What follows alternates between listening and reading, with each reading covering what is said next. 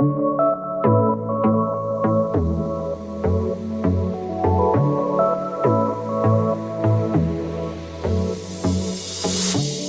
back to the Nuance Needed podcast. I'm Amanda White, and I'm here today with Brad Stulberg, who is the author of a bunch of books, but recently your book, The Way of Excellence, just came out. Brad, how are you? I'm well, Amanda. Thank you so much for having me. It's great to be here.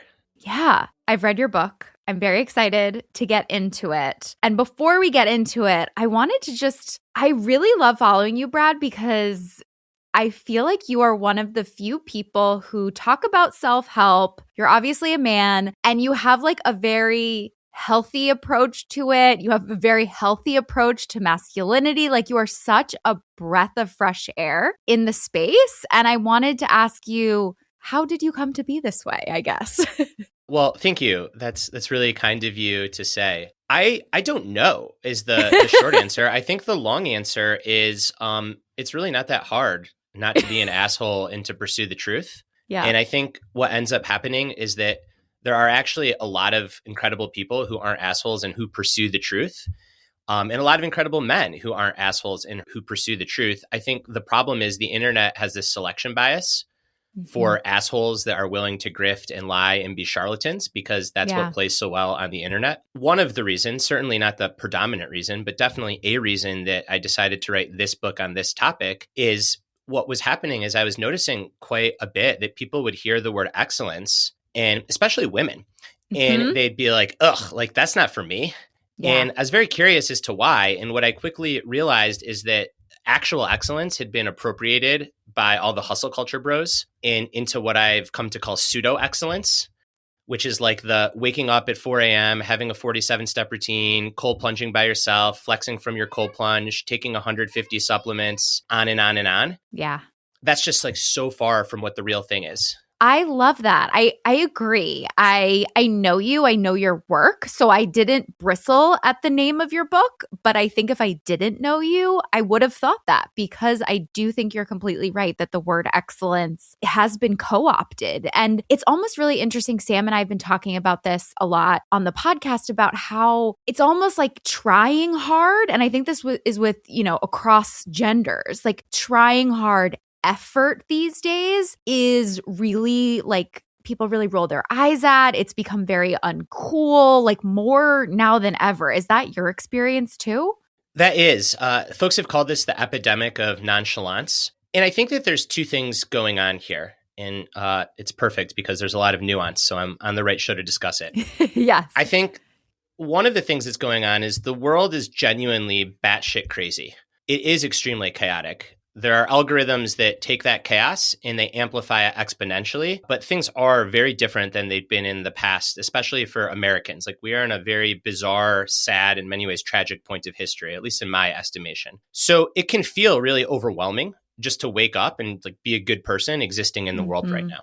And that is very much true. I feel that way many days. I know lots of people do. So I think that's one reason that people hear about like trying really hard and they kind of throw their hands up and it's like, I'm just too tired for that. Mm-hmm.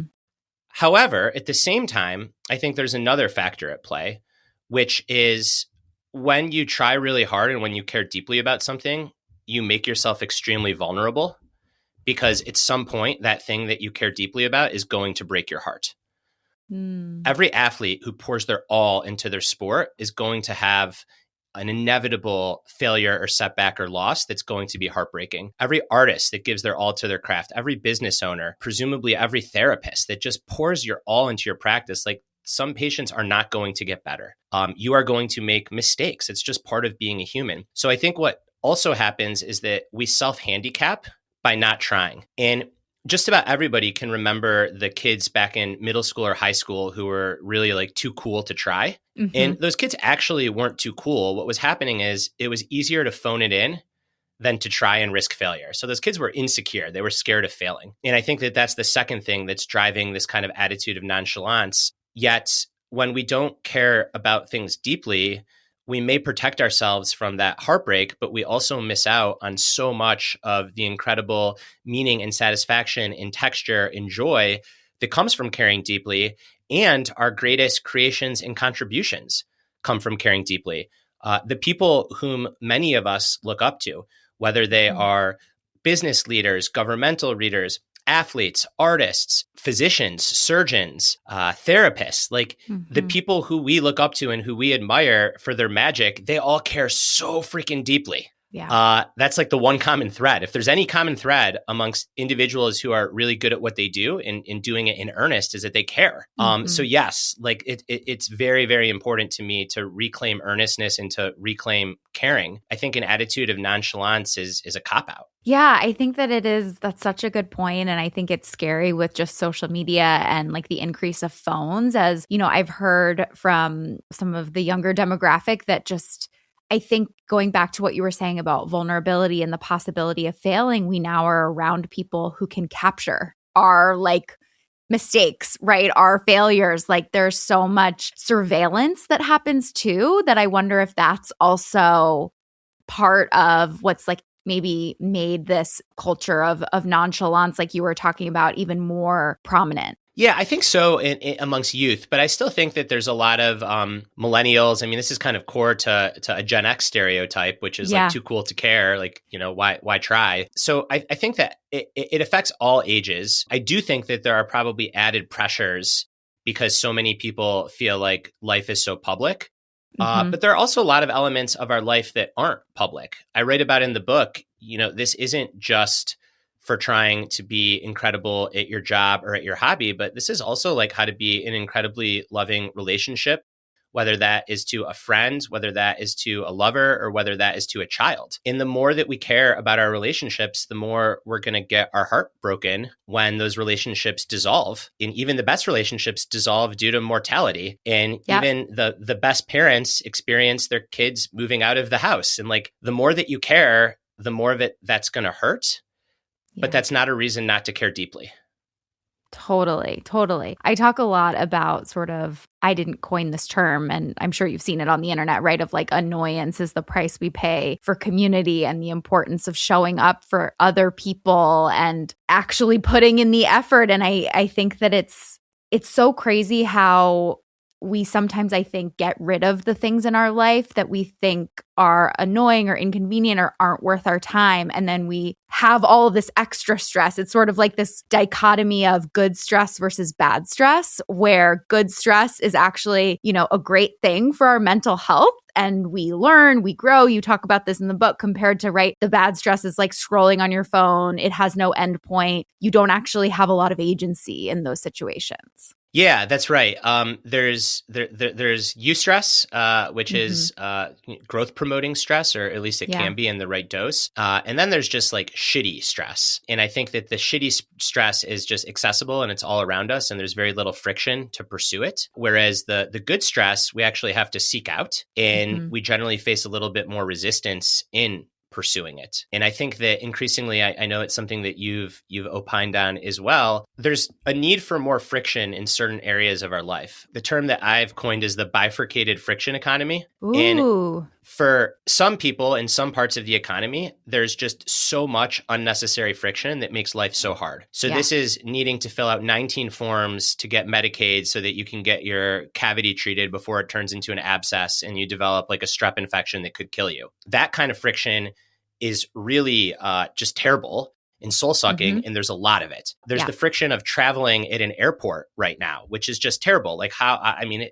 go visit Japan or something, and it's like America is so far back. There's no need for that kind of friction. However, where there is a need for friction is the friction of having in real life community versus everything being online. Going to a restaurant and talking to people, or going to a grocery store instead of getting everything done with the click of a button. Taking on some voluntary, effortful challenge, whether that's training for a marathon, learning how to make pottery, gardening. It doesn't matter what the thing is, but like doing something in the real world that is going to challenge you and make you exert meaningful effort. That kind of friction is harder than ever to find. And that's the friction that actually makes our life satisfying. A completely smooth life is not generally a satisfying life. Yeah, it's so interesting how that's all happened, and how it's like we're sold this lie that convenience is everything. And to your point, like there are some things where it is really important. I think a lot of us don't, traveling is a hard thing. There are certain things that are really inefficient. And I know you also, another thing that's been co-opted maybe by like other people in the self-help industry is sort of the idea of growth. And I really like your approach to growth in sort of like a realistic way. Can you talk a little bit more about consistency and what like real growth looks like over time? So there's a huge difference between having a heroic day and a heroic decade. And it's actually not that hard to have a heroic day. If I wanted to, I could train until I vomit this morning. I could take 4 Red Bulls and 6 espressos and just crank out thousands of words. And I could have somebody film all of this and edit it on a reel on Instagram and get tons of views and call it quote unquote peak performance. That is so far from actual peak performance. That is elaborate kabuki masquerading as the real thing. When you look at individuals who are actually very good at what they do and who take it seriously, they prioritize consistency over intensity to the umph degree. And what I mean by that is they build up an effort that they can maintain and that they can sustain day in and day out. And they're not at all concerned with being the hero of the day because they realize that the route to progress in just about everything is stringing together not just days, but weeks, months, and years. In my reporting on the book, I saw this in sport. I saw this in the performing arts. I saw this in the creative arts. And even in entrepreneurship, there's this fascinating research that shows that the myth, because it's just that, of the young entrepreneur that just crushes themselves and pulls all-nighters for a month, those companies, they almost inevitably fail. Companies that are most successful at IPO, the average age of the founder is 45. And the reason for that is those founders went through their young years of working like idiots, gained some wisdom, realized that doesn't make sense. And while they work very hard, they work in a way that is very consistent. And this isn't to say, like, I'm a performance guy, right? I work with NBA teams and that sort of thing. This isn't to say that like we're all going to hold hands and sing Kumbaya. Like hard work is extremely, extremely important. Yeah. But there's a difference between actual hard work and the performance of hard work. And there's a difference between having a year where you do hard work over the course of a year versus doing hard work over the course of a day. And the former often gets confused with the latter, and especially in this kind of like hustle culture greatness that we see far too often. I love the example of how you could have someone film you and be like, look how incredible this day is. And I think we forget so often. I'm at the point, thankfully, where I have this behind the scenes look, and I'm sure you do too, of knowing sort of too much sometimes online where you can see how it's not possible for someone to really do that. And we know how easy it would be to film something. And I think a lot about, I have a toddler who's like a great sleeper. And I think all the time about how easy that would be. Not that I would do it, but like how easy it would be if you just naturally genetically have a kid who's a good sleeper and be like, my child sleeps through the night. Here's why. Pay me $900 for this course, the exact secret to tell you. And it's like, I think it just is a really good parallel to what you were saying is someone could easily be like, look at how much work I did. Look at how many words I wrote. And even if it is true, which it may not be, but even if it's true, yeah, it's a day. It's not every day. And even if you were able to do it for days or months, you would burn yourself out and be worse off than you were now. That's 100% right. I think that we're doing a really good job deconstructing like hustle culture greatness or pseudo excellence. Mm-hmm. And I just think the answer is to ignore it. Like if you see something on the internet that just seems a little bit crazy or unreal, then you have to assume that it is not real. And increasingly, it's going to be generated by AI. So it's not going to be a fiction created by a human. It's going to be a fiction created by a robot. So almost like a double fiction. However, I don't think that this means that we should throw the baby out with the bathwater. We shouldn't say that we ought not strive for excellence or creativity or greatness, and we ought not try to develop skills and gain all the satisfaction that comes with competence, because those things are a huge part of what make life worth living and satisfying. So it's kind of identifying the fake version of it, ignoring that, and then trying to get really serious about what is the real version. What does real excellence look like in your life? And how can you incorporate that into your days, weeks, months, and years so that one, you contribute to the world in a way that feels authentic to you. And two, you get all the deep satisfaction and fulfillment that comes from exerting yourself in a way that feels authentic to you.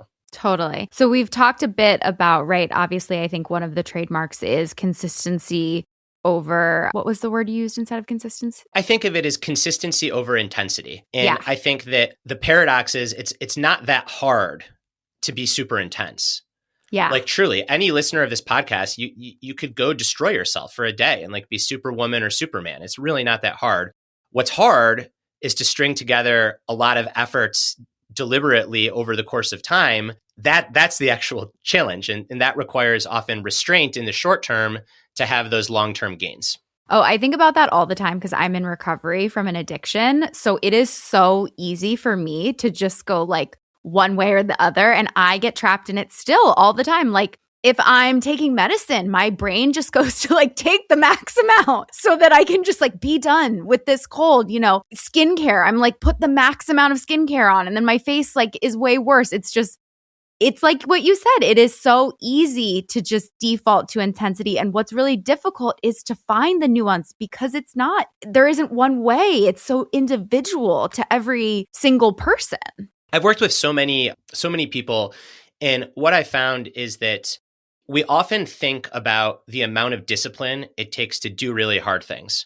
Mm-hmm. And it does take a lot of discipline to do really hard things. And there are certain people who are just wired like this. It's temperamental. It's probably, you know, of course it's nature and nurture, but this is temperamental things where the hard thing for them is going to be to push themselves to work really hard. Like that's where they're going to need a lot of fierce self-discipline. There are other people who are wired differently, where the fierce self-discipline is actually to hold themselves back. I call these like type A pushers, where like, I bet like you have no problem going and, you know, getting obsessed with something and destroying yourself. I bet when you have to exert your discipline is actually to like, ask yourself, hey, is this going to be sustainable to do over weeks, months, and years? And it takes discipline to rest. Yeah. You know, I think that's the hard part is the nuance of it. And you have to know yourself well enough to know what your tendency is and how do you practice. And it takes like failure and experimentation. 100%. I think about it as like, look the other way. So if your tendency is like to be a pusher, you should embrace that. That's your gift. But also look the other way and make sure that you're resting enough. And if your tendency is maybe not to do so many hard things, that can also be a gift because there's a lot of enjoyment that comes with being able to relax like that. But your challenge then is to look the other way and maybe to push yourself a little bit harder. Yeah. What else in the book is important for people to know in terms of, right, we've talked about intensity versus consistency. What are the other principles of excellence? Yeah, I think at the start is caring, which we talked about as well, but it's worth reiterating. You have to give a damn. Yeah. And enough with the nonchalance. Caring is cool. And it is just part of the deal that you will get your heart broken if you care deeply about something.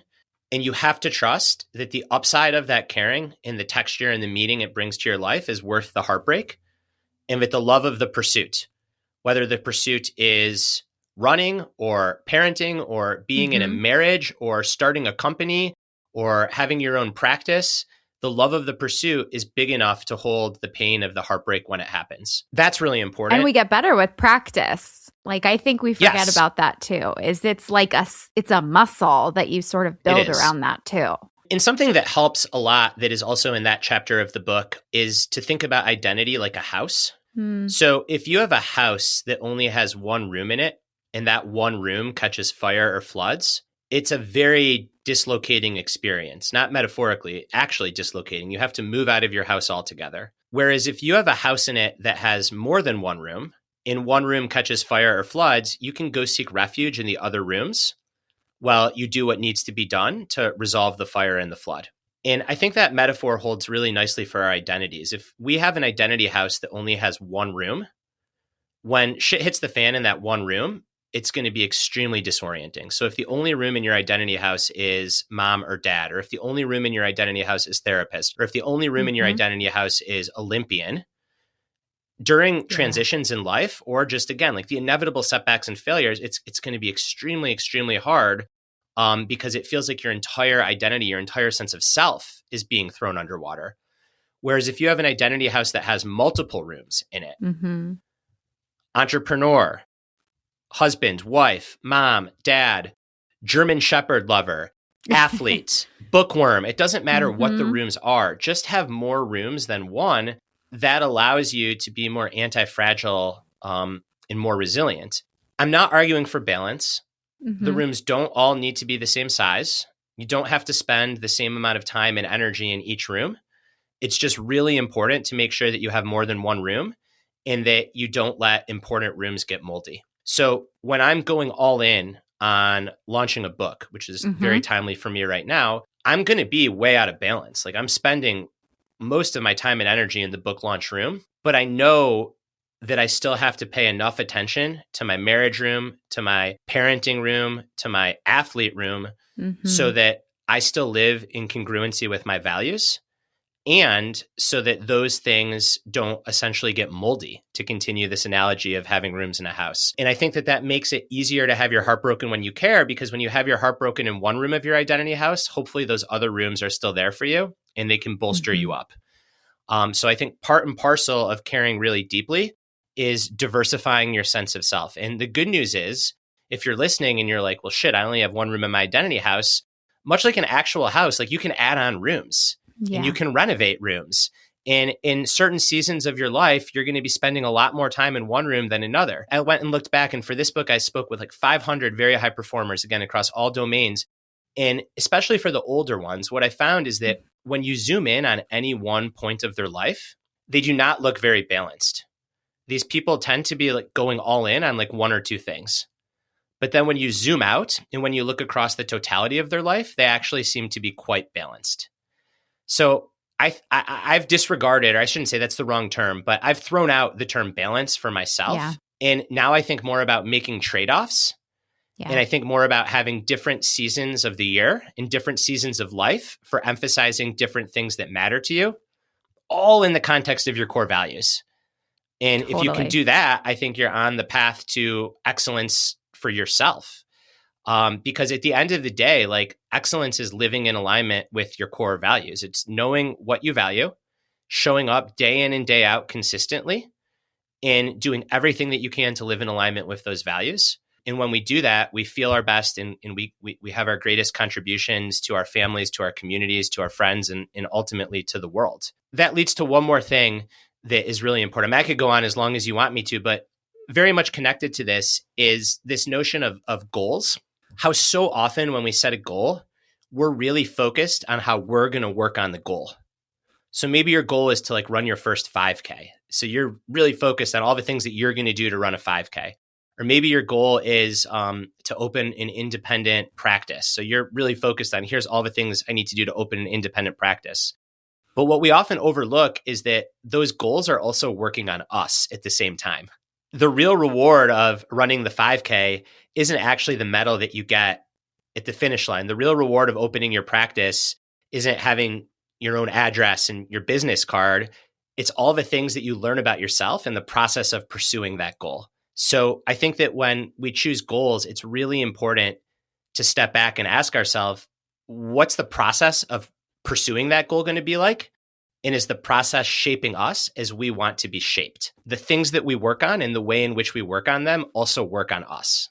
I love that. That's such a great way to think about things because, yeah, I mean, obviously what you spend a lot of time doing is going to impact who you are, your fulfillment in life, who you want to become, all of those things. And I think that's so important. And I really love thinking about it rather than coming from a place of just, I want X, I'm going to, sacrifice all of that to get there, but looking at it more holistically also about who you will become in the process.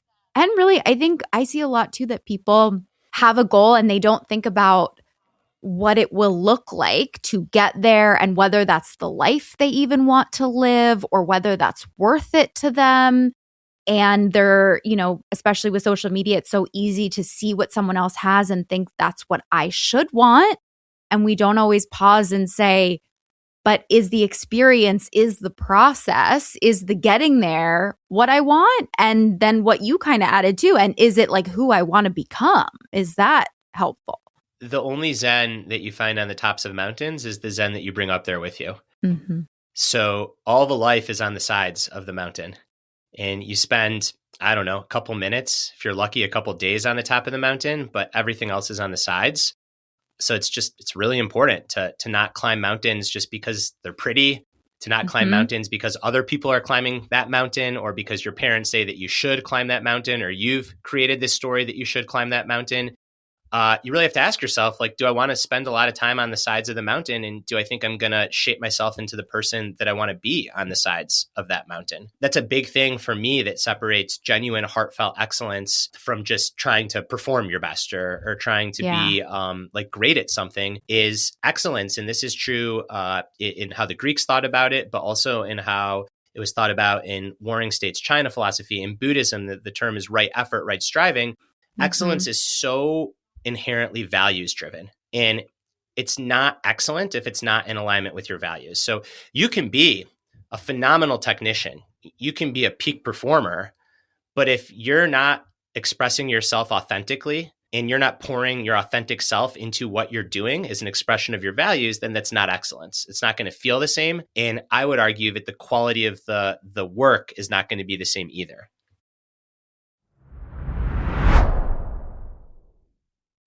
Okay, so if you're listening to this episode and feeling like, oh my gosh, I could actually really use a therapist, we've got you. My practice, Therapy for Women Center, has therapists licensed in 43 states across the country. All the therapists are hired by me, trained by me, handpicked by me, and we really back and support our therapists. We vouch for them, unlike some of these big online therapy platforms. Also, if you're local to the Philadelphia area, we have 3 office locations there. So I would love for you to go to our website, therapyforwomencenter.com, and check it out. You know, I'm just like so fascinated by, I know you've talked to all of these incredible high performers. I think it's fascinating to think about what is worth it for people. And I think we do all chase these moments of happiness. And I've seen up close so many times clients, people in my life who get what they want, and it's not how they feel or not how they expected to feel. And I was just wondering if you had any more insights of like specific people you talked to about what their experience was or what they learned from those experiences. Yeah, there's so many. I'll start with Chelsea Sodero because she's also a really good friend of mine. She's first and foremost just a wonderful human being.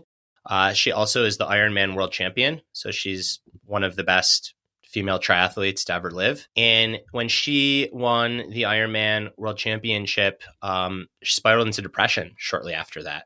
A part of it was the same temperament and the same obsessiveness that fueled her training. When it finally had this big open space, when she finally got to the place she could be, that gremlin that she'd figured out how to channel toward being the best triathlete in the world suddenly didn't have the next thing to aim for. And it turned inward on her. And she told me that working through that depression, that anxiety, that obsessiveness, those intrusive thoughts was in many ways much harder than training to be the best triathlete in the world. And she thought that when she won, she'd be on the top of the mountain. But what she didn't realize is a couple weeks later, she would be in the darkest valley of her entire life. That's a really striking example. Another example comes from the basketball star Ray Allen, who had this illustrious career, one of the best shooters to ever play the game. He'd been in all-star games. He starred in a Spike Lee movie. Like, he'd done it all, but he just hadn't won a championship. And finally, a decade into his career, he won his first championship. And he said that the morning after he won the championship was the emptiest he's felt in his whole life, because he just put all of this stock into, if I just win this championship, then I'll be whole, then I'll be complete. Behavioral scientists call this the arrival fallacy. Yeah. That essentially says that we think that if we arrive, if I get that accomplishment, if I date that person, if I have that income, if I buy that house, if I have that piece of jewelry or that watch or that car, whatever it is, then I'll be satisfied, then I'll be content. And it's the arrival fallacy because, like, we never arrive. We are not meant to arrive. Our evolutionary ancestors that got content, they did not live to pass on their DNA. Yes. Exactly. So we are all descendants from the Mhm. primates who are the ultimate strivers. Because if Mhm. after a big hunt in times of scarcity, you chilled out because you had this big win, then it was a very harsh environment. The next time there was a famine, you didn't have food stockpiled. So it was the neurotic apes who were constantly on the lookout for more that survived to pass on their DNA to us. So what I have found is that truly, short of renouncing all worldly things and going to a monastery and spending decades there is no escaping the arrival fallacy. No Yeah. amount of self-help, no amount of Oprah, let's all just be content. No Arthur Brooks book is going to help you overcome this. My philosophy is we just have to accept it's a part of our nature. And that's why it's so freaking important to choose the right goals, because Yeah. the accomplishment of them is never going to fulfill you. So you better find fulfillment in the pursuit. And then when you do feel empty after a big achievement, don't freak out about it. Don't judge yourself. Don't should on yourself. Don't say, I should feel happy. Why do I feel this way? Does it mean I'm broken? No, it just means that you're a human. And you can try to savor the win or celebrate the good thing, but then get back to doing the work itself. I call it the 48-hour rule. After a big win or a tough loss, give yourself 48 hours to celebrate the win or grieve the defeat, but then get back to doing the work. And 48 hours is totally arbitrary. For some big wins or tough losses, it's going to be a month. You have a marriage end, it might be a year that you allow yourself to feel the feels. You get rejected at work, it might be an hour. But the point is, like, you kind of want to constrain your wallowing or your celebrating, because eventually that's just going to turn into emptiness. And then the best medicine is the work. And I use the work broadly. Yes, the work can mean like the actual work, your craft, your profession, if you're an athlete, your sport. But the work can also mean like your relationship. If you get out of the honeymoon phase and the expectation was we're just going to be chilling in the honeymoon phase, the marriage is probably not going to be what you thought it would be. Whereas I'm not saying that you should get married and then 24 hours later, like immediately start getting into logistics. Again, after a wedding, it's probably more like the 1 month rule. I don't know what it is, but at some point it's kind of like, all right, like the party's over. We got to get back to the work of like being in relationship, which is an ongoing practice. It's not a celebration, because all of our satisfaction, all of our joy, all the love, all the Zen, like it happens in doing the thing, not in the external result or not in arriving. And it's one of the ultimate conundrums that is still hard for us humans after all these years to fully wrap our head around. Totally. And I think your point about the house and the metaphor house and the rooms, having different identities, I think that makes a ton of sense too. Because if your whole identity, right, is in being a triathlete, and then you win, you have this great accomplishment, and then you're done with the goal, then yeah, there isn't anything else. And that is something, as I've gotten older, that's been so important to me, is how do I sort of like spread my eggs out so that they're not all in one basket? And how can I not only have my identity be wrapped up in one thing, so that, it is a little bit easier to take if something doesn't go the way and you want. And I think it allows you to like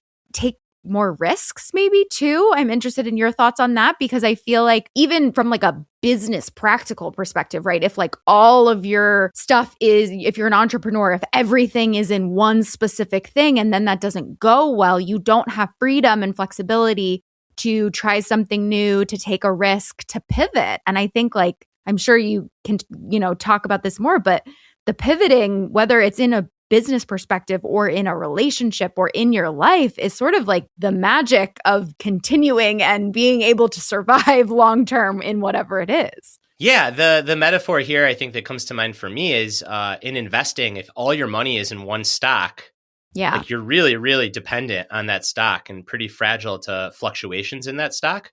Whereas if you have a more diversified portfolio, then you can weather whatever storm in the market might impact that stock. So I think that diversifying our identities makes a lot of sense. I think that there's a lot of nuance here, again, our favorite word, and a lot of tension, because it's also true that if you spread yourself too thin, then maybe you feel like you're never really giving yourself a chance to go all in on something. So I like to think about it is it's okay to be all in on things that you care about. You just don't want to be all in all the time on those things. There's also this really interesting concept of the interplay of quit, fit, and grit. So The term grit, coined by Angela Duckworth, who I think is an incredible scientist and a really good person, was this huge term in psychology and personal development over the last decade.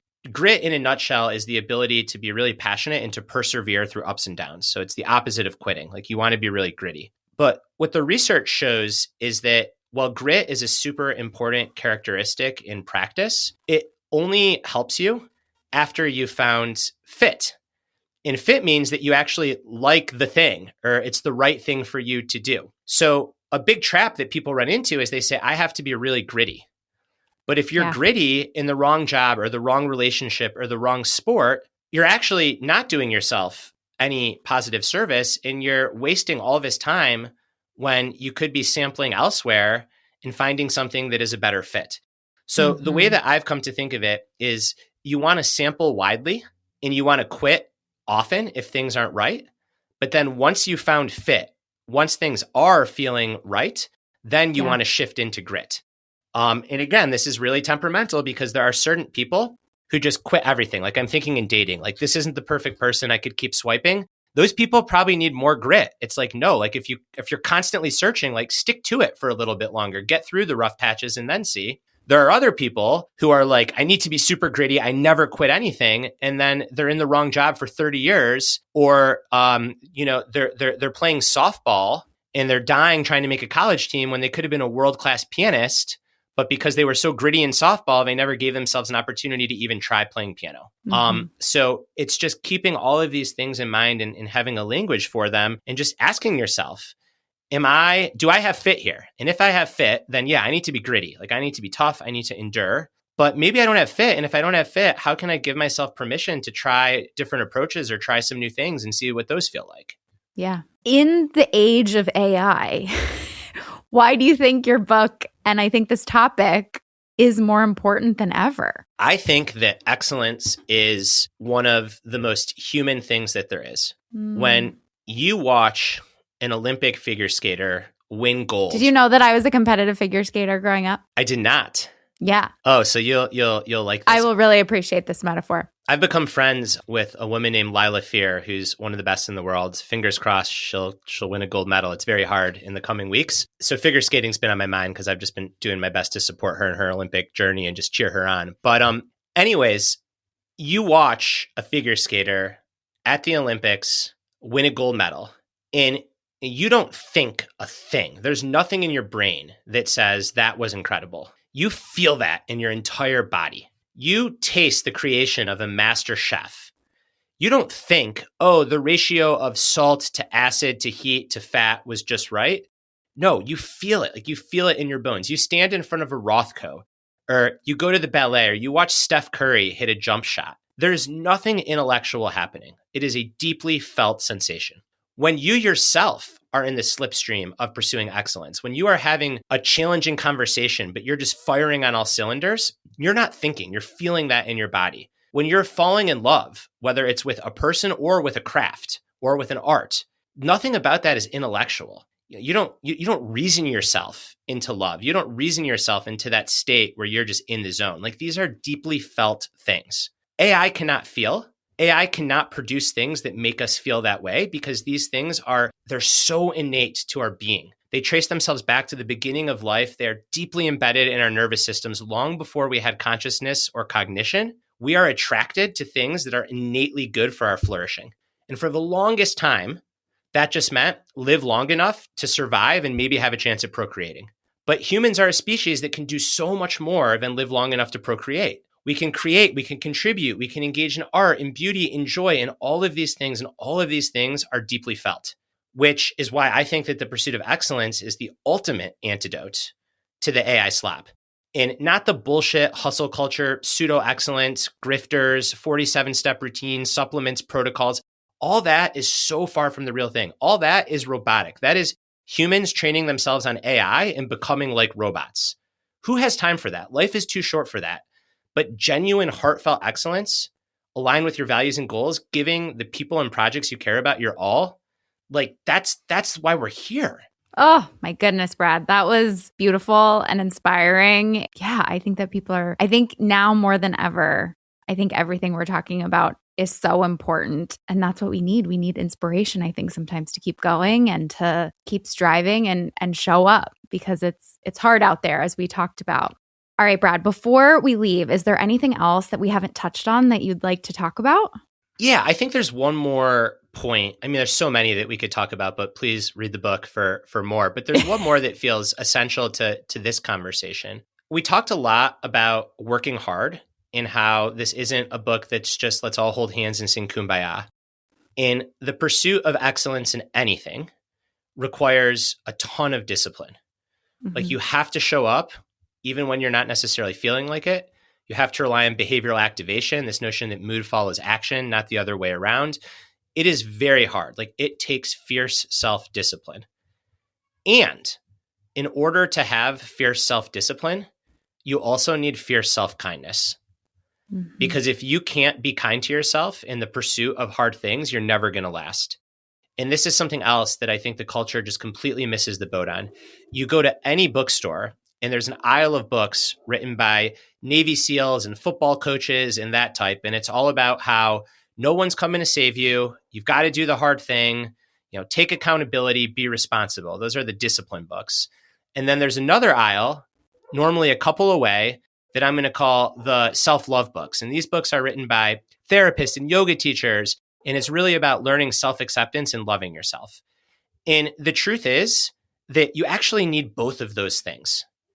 And this is true if you're pursuing a gold medal in sport, but it's also true if you're just trying to get by in the world. And I didn't know this growing up. I learned this from really severe, intense, stark onset obsessive compulsive disorder and secondary depression. And you cannot self-discipline your way through depression and OCD. You need the self-compassion and self-kindness. And yet, if all you have is the self-compassion and self-kindness, especially for intrusive thoughts and OCD, you're also not going to get better. Like it takes a shit ton of self-discipline to get better.